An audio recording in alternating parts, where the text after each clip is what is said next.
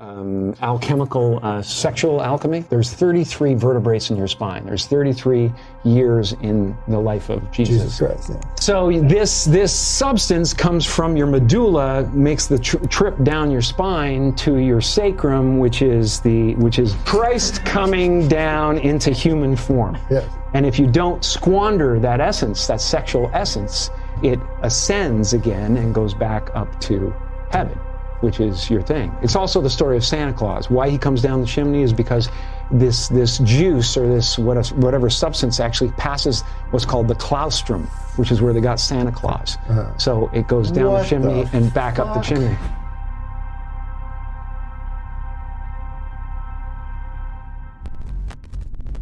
In the brain, in the cranium, there is the cerebrum. And in the cerebrum, and in particular, the claustrum is sitting right there in the middle of the head, virtually. From the claustrum, there is a secretion, brain fluid. And this fluid is an oil. And in ancient times, this fluid was called, in Greek, it's called Christos. It's called the Christ. It's this beautiful fluid which comes from the cerebrum and pours down the spinal cord. It goes down the spinal cord and it reaches the sacral plexus, right next door to the sacrum, which are the 5 second bottommost fused vertebrae bones at the bottom of the spinal column. The bottommost portion of the spinal column is called the coccyx. Then just above that is the sacrum. 5 fused bones. So the sacral plexus is connected to the sacrum. And the fluid which comes from the cerebrum pours down the spinal cord and comes to the bottommost part of the spinal cord. Now, the claustrum is otherwise known as the holy claustrum, simply because of this beautiful oil, this Christos, that is produced and secreted. You see, the word secret comes from secretion, because this secretion is a secret. And the sacrum is the sacred part of the secret. As the secretion pours down the spinal cord and reaches the sacrum, this is the marvelous way in which our body has been designed. And the spinal cord is basically just an extension of the brain. It also does thinking. And you see, the holy claustrum is otherwise known as the Santa Claustrum. You see, because this fluid that goes down to the sacred plexus is a sacred fluid. And this is where the story of Santa Claus bringing presents down the chimney comes from. It's a story of physiology. And the Bible is a beautiful manual of physiological regeneration. What happens with this fluid is that every month when the moon is in the sign where your sun was when you were born,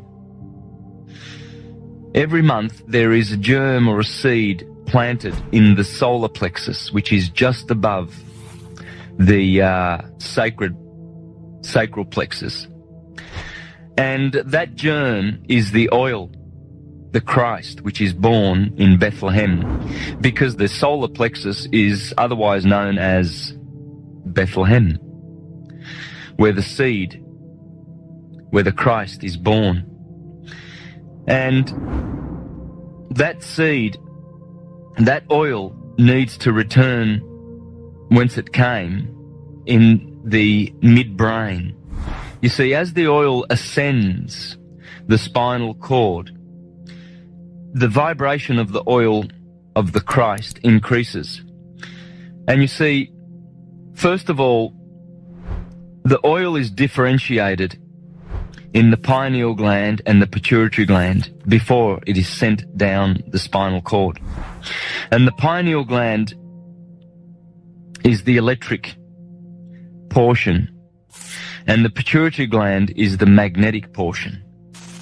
So the oil is differentiated, and it is brought down the spinal cord via the Pingala and the Ida nerves. These are what is otherwise known as the Kundalini and the Kundabhatha. So it arrives at the sacral plexus and awaits for the germinating of the seed once a month, 12 times a year. And if we are able to transmute that seed and cause it to rise, as it rises in the spinal cord, it eventually reaches the medulla oblongata and the pons and the midbrain, and it crosses the vagus nerve, otherwise known as the pneumogastric nerve. It's a nerve which descends from the brain area, from the pineal and pituitary glands, respectively, and it feeds the lungs and the stomach. It's a network of nerves, and this network of nerves is called the tree of life. And you see, the ancients knew that this seed that is born in Bethlehem once a month is the Christ, and that if one were to abstain from sex during that period, that oil and seed would be saved, and it would rise, and it would burst through the heart chakra, through the throat chakra, and eventually the oil would arrive with its higher vibration, because you see, at the bottom, the oil has a very low vibratory rate. Whereas with proper practices, meditation, breathing, good eating, and good peaceful behavior, one is able to raise that Christ, that oil, so that it crosses the vagus nerve at the top of the spinal column, the 33 vertebrae of the spinal column. You see, because the Christ is crucified at 33 years of age. When the oil arrives at the very, very top, there awaiting is the optic thalamus, an egg-shaped organ in the middle of the head. When it crosses this pneumogastric nerve, this is called the crucifixion. The oil is not killed and destroyed, but it is magnified 1,000-fold. And the oil then touches the optic thalamus, and for 2.5 days remains in a condition that is considered to be dead, and then reaches the pineal gland after 2.5 days and illuminates the optic thalamus and the pineal gland.